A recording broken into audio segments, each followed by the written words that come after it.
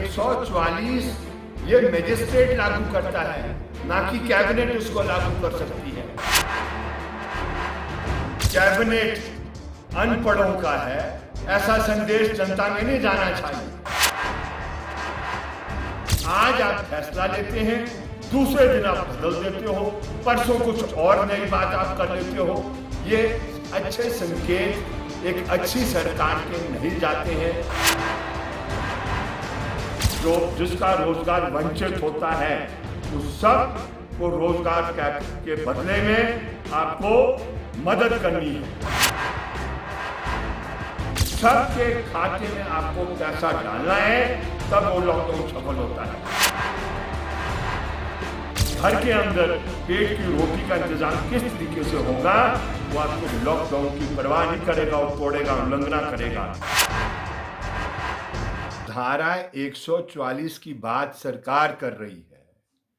ये धारा 144 criminal procedure code का है और मैंने आज तक ऐसा नहीं कल्पना की थी कि सरकार का मतलब है मंत्रिमंडल, सरकार का मतलब है वो मंत्रिमंडल को मदद मिलती है जो सबसे उच्चतम स्तर के जो ऑफिसर्स होते हैं उनकी मदद के आधार पर आपका कैबिनेट चलता है।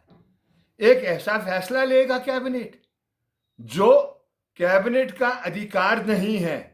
धारा 144 ये मजिस्ट्रेट लागू करता है, ना कि कैबिनेट उसको लागू कर सकती है। तो इसलिए ऐसा कोई फैसला मत लो जिससे ये दर्शाया जाएगा कि हमारा कैबिनेट अनपढ़ों का है, ऐसा संदेश जनता में नहीं जाना चाहिए। यू सी, ये नहीं कर सकते हैं। नंबर एक बात। नंबर दो बात है, आज जब मीटिंग हुई है, आपने सभी राजनीतिक पार्टियों को बुलाया है और कहा है कि भाई ये हमने एक सांझी समझ बनानी है। तो उस सांझी समझ में ऐसी चर्चाएं आई नहीं।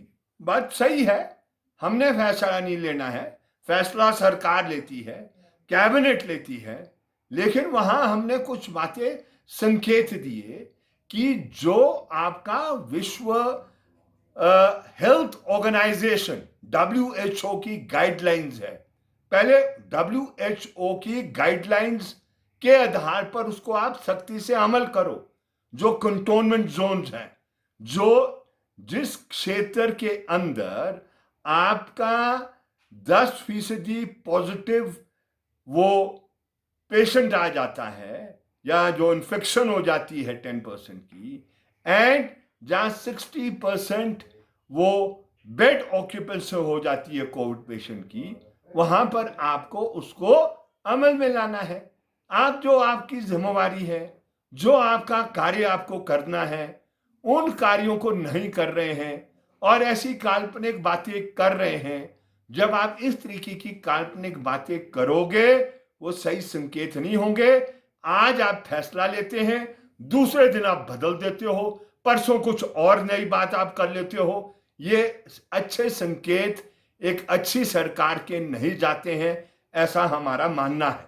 जब आप सबकी मदद लेना चाह रहे हैं तो आप कंसेंसस के आधार पर आपको ऐसी आपातकालीन परिस्थिति का मुकाबला करने की जरूरत है। ऐसा मैं समझता हूं कि आने वाले दिनों में हमारी सरकार करे, यही हम बात इस समय कह सकते हैं।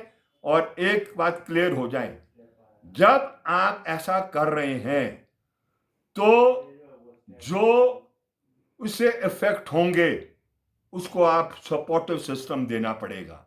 लॉकडाउन अगर हो जाता है तो जो उस लॉकडाउन के जरिए जो जिसका रोजगार वंचित होता है उस सब को रोजगार के बदले में आपको मदद करनी है, राशन के रूप में करनी है। और वही नहीं करनी है उस सेक्शन को छोड़कर जो सेक्शन आपका इनकम टैक्स पे ही है, सबके खाते में आपको पैसा डालना है, तब वो लॉकडाउन सफल होता है। अगर किसी को सोचना है कि शाम को मेरा चूल्हा किस तरीके से चलेगा और जलेगा और मेरे घर के अंदर पेट की रोटी का इंतजाम किस तरीके से होगा, वो आपके लॉकडाउन की परवाह नहीं करेगा और तोड़ेगा, उल्लंघना करेगा। इंसान की प्रवृत्ति होती है जिंदा रहने के लिए, वो हर किस्म के कार्य को करने के लिए तैयार हो जाता है। मजबूरी में ना जाने वो क्या क्या करने की उसको वो हालात मजबूर करता है, उसका उल्लेख मैं करना नहीं चाहता हूं। सरकारें खुद समझदार है उस मामले को लेकर।